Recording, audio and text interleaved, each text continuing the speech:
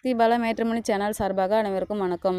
உங்கள் மன வாழ்க்கையை மகிழ்ச்சியாக மாற்றிட எங்கள் சேனல் சார்பாக வாழ்த்துக்களை தெரிவித்துக் கொள்கிறோம். நம்ம சேனலில் வரக்கூடிய வரன் விவரங்கள் முற்றிலும் இலவசமானவையே. இது பெண் வீட்டாரின் முழுமன சம்மதத்தோடு தான் பதிவிடுகிறோம். இதில் மணமகள் புகைப்படமானது அவர்களின் பிரைவசி காரணமாகவே மறைக்கப்பட்டுள்ளது. இப்போ தான் நம்ம சேனலை ஃபஸ்ட் டைம் பார்க்குறவங்களா இருந்தால் சப்ஸ்கிரைப் பண்ணுங்கள், லைக் அண்ட் ஷேர் பண்ணுங்கள். உங்களுடைய கருத்துக்கள் எதுவாக இருந்தாலும் மறக்காமல் கமெண்ட் பண்ணுங்கள். இச்சேவை முழுக்க இலவசமானவையே.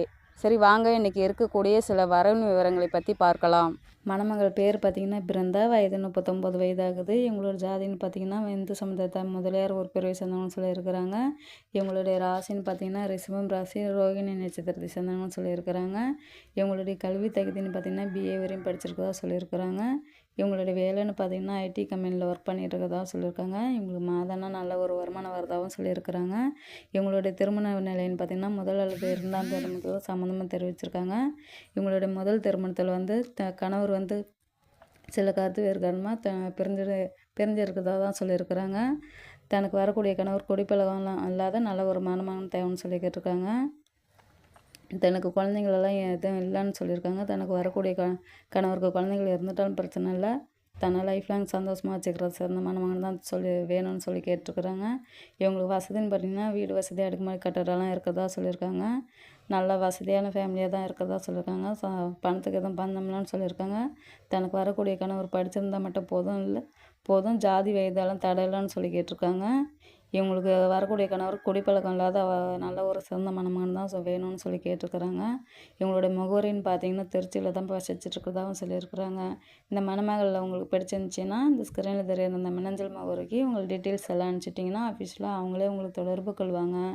அடுத்த மணமகளுடைய பேர் பார்த்திங்கன்னா மிதுன்யா, வயது 39 வயதாகுது. இவங்களோட ஜாதின்னு பார்த்திங்கன்னா இந்து சமுதாயத்தில் முதலியார் ஒரு பிரிவை சேர்ந்தவங்கன்னு சொல்லியிருக்கிறாங்க. இவங்களுடைய ராசின்னு எடுத்துக்கிட்டிங்கன்னா ரிஷபம் ராசி, கிருத்திகை நட்சத்திரத்தை சேர்ந்தவங்கன்னு சொல்லியிருக்கிறாங்க. இவங்களுடைய கல்வி தகுதின்னு பார்த்திங்கன்னா MBA வரையும் படிச்சிருக்கதா சொல்லியிருக்காங்க. இவங்களுடைய வேலைன்னு பார்த்திங்கன்னா ஃபினான்ஸ் கம்பெனி வச்சு நடத்திட்டு இருக்கதா, ரன் பண்ணிட்டு இருக்கதா சொல்லியிருக்காங்க. இல்லை மாதம்னா நல்ல ஒரு வருமானம் வந்துட்டு இருக்கிறதாகவும் சொல்லியிருக்காங்க. இவங்களுடைய திருமண நிலைன்னு பார்த்திங்கன்னா முதல் அல்லது இரண்டாம் திருமணத்துக்கு தான் வெயிட் பண்ணிகிட்டு இருக்கதா சொல்லியிருக்காங்க. இவங்களுடைய முதல் திருமணத்தில் கணவர் கூட சில கருத்து வேறு காரணமாக கணவர் பிரிஞ்சிருந்தாகவும் சொல்லியிருக்காங்க. இவங்க வந்து குடிப்பழக்கத்தை நிறைய அடிமையாகி சட்ட ரீதியாக டிவோர்ஸ் வாங்கிக்கிறதாகவும் சொல்லியிருக்காங்க. இவங்களுக்கு வந்து குழந்தைகளெல்லாம் எதுவும் இல்லைன்னு சொல்லியிருக்கிறாங்க. இவங்களுக்கு தனக்கு வரக்கூடிய கணவர் வந்து படித்த மாப்பிள்ளையாக இருந்துட்டால் போதும், வசதி ஜாதி வயது தடையில்லைன்னு சொல்லியிருக்காங்க. இவங்களுடைய வசதின்னு பார்த்திங்கன்னா வீடு வசதி, அடுக்குமாடி கட்டடம்லாம் இருக்கிறதா சொல்லியிருக்காங்க. நல்ல ஒரு வசதியோட வாய்ப்போடு தான் வாழ்ந்துட்டுருக்கதா சொல்லியிருக்காங்க. பணத்துக்கெல்லாம் பஞ்சம் இல்லைன்னு சொல்லியிருக்காங்க. இவங்க ஃபினான்ஸ் மூலியமாகவே இவங்களுக்கு வரக்கூடிய கணவருக்கு ஹெல்ப் பண்ணி தரதாகவும் சொல்லியிருக்காங்க. இவங்க சொந்தமாக பிஸ்னஸ் பண்ணாலும் சரி, இவங்க தனியாக ஓன் பிஸ்னஸ் பண்ணாலும் எந்த ஒரு ஹெல்ப்னாலும் பண்ணி தரதாக சொல்லியிருக்காங்க. இவங்களுக்கு வரக்கூடிய கணவருக்கு காரும் வாங்கி தரதாகவும் சொல்லியிருக்காங்க.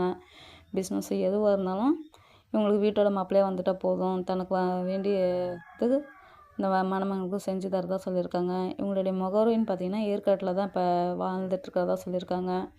இந்த மணமகளில் உங்களுக்கு பிடிச்சிருந்துச்சின்னா அந்த ஸ்க்ரீனில் தெரியிற அந்த மின்னஞ்சல் முகவரிக்கு உங்கள் டீட்டெயில்ஸ் எல்லாம் அனுப்பிச்சிட்டிங்கன்னா ஆஃபீஸில் அவங்களே உங்களுக்கு தொடர்பு கொள்வாங்க.